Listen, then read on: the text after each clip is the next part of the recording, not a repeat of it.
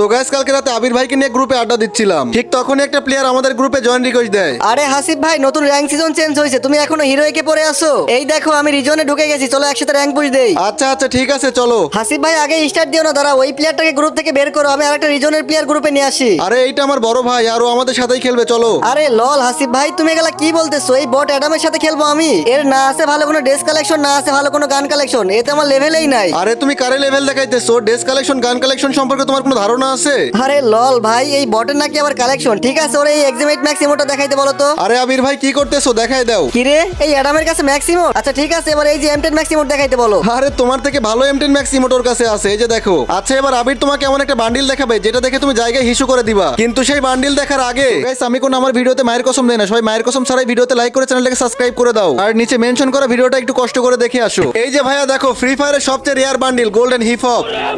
এখন কার লেভেল কোথায় দেখো।